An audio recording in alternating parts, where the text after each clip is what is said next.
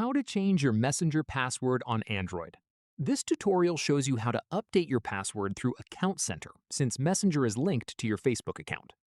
First, open the Messenger app on your Android device. From there, tap the menu icon at the bottom right of the screen. After that, tap Settings at the top of that menu. At this point, scroll down and tap Account Center. Following this, tap Password and Security, then tap Change Password. From here, select your Facebook account from the list. Since Messenger is connected to Facebook, your password is shared across both apps.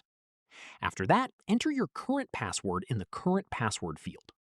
From there, type in your new password and retype it in the field below to confirm. At this stage, if you want to log out of all other devices after changing your password, check the box at the bottom of the page. This is useful if you think someone else may have access to your account. Finally, tap Change Password to save your changes. That's how you change your Messenger password on Android.